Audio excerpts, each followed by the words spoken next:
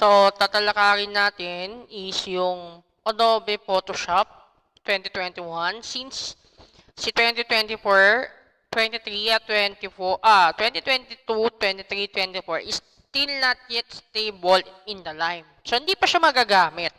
May possible at may possible pa din siya na magkaka-issue.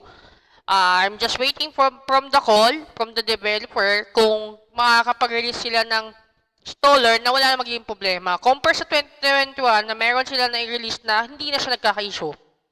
So ito, gagawin natin. Adobe 2021 ang i-install natin. Run as administrator. Run. So ito is from website. Pero mas maganda na yung manggaling sa akin kasi na-clean out ko na yung mga virus na dapat matanggal. Ngayon, kung gusto nyo sumugal, okay lang, walang problema. Pero sa mga natatakot mabirusan, dumaan kayo muna sa akin. Kasi lahat naman ng software na ini-expose ko sa public, tinitesting ko muna.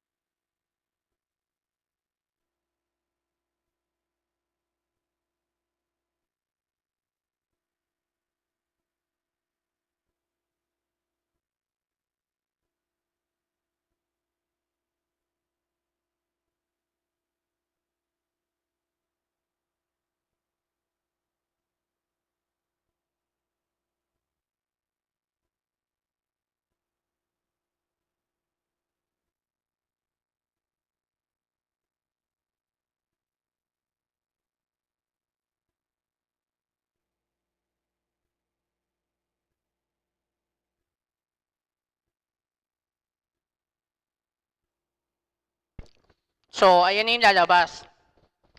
Ngayon, ito i-explain ko sa inyo ha. Sa mga bagong computer, bagong bili, bagong laptop or something, ito i-check nyo to, bago install. Since hindi ko na siya kailangan, kasi meron na talaga akong naka-install, uncheck ko yan. Tapos, install natin.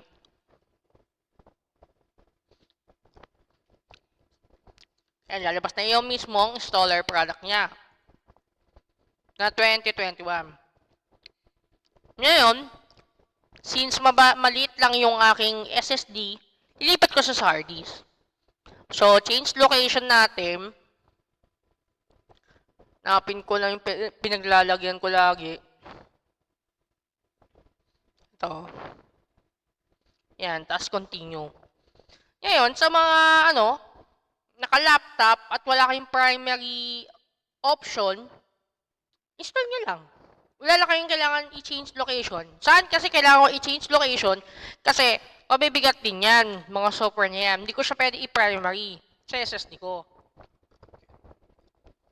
Lahat nilalagay ko sa hard disk.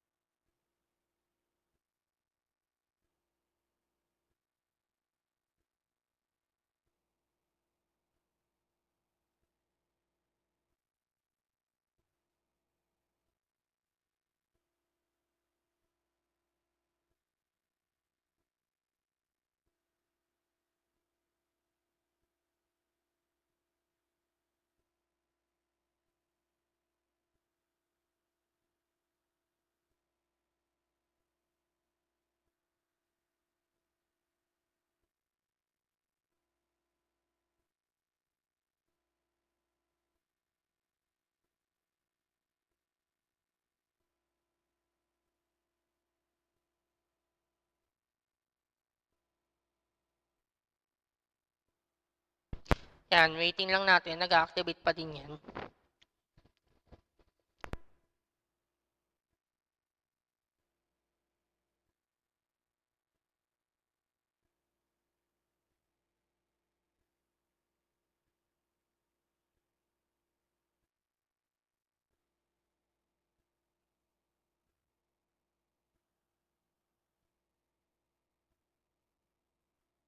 O, yan. Install na siya.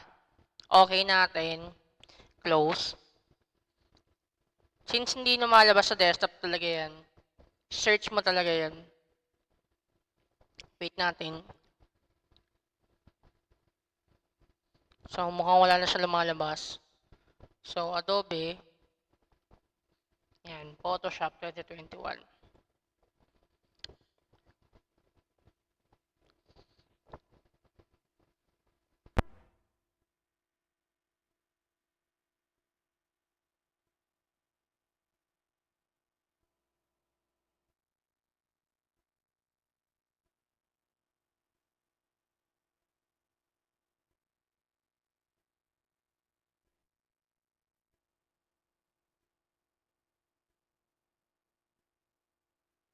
As you can see, magana na siya. No need to sign in, ha. Take note, ha. No need to sign in. Pwede mo siya magamit anytime.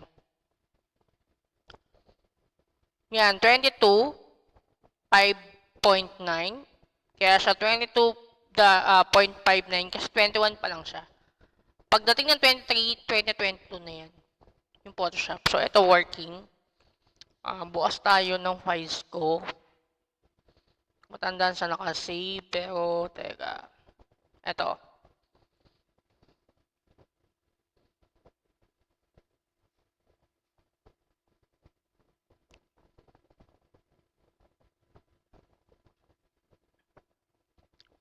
So, ayan. Working na siya. Exit. Buksan natin ulit. Assurance lang para sa inyo.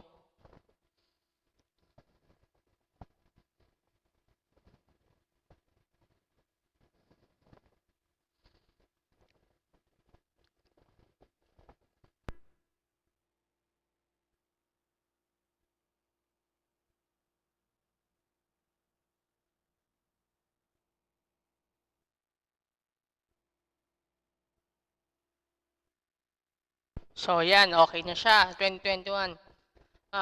Palagi ko pong pinapaalala sa mga bago at old customer ko na don't forget to subscribe my channel sa Tony Software and Services, even sa page ko, sa Facebook page, Tony Software and Services. Kung kayo ay interesado na kumuha ng products, palagi po tayo magpa-follow sa page ko or like para ma-notify na kayo ay talagang follower ko. Meron din tayong policy na papatakbuhin ko dahil mostly madami na talaga abusadong customer o kung di man customer, feeling magaling. Yun lang. So, mag-announce din ako sa page ko para mabasa na lang po natin. Maraming salamat po.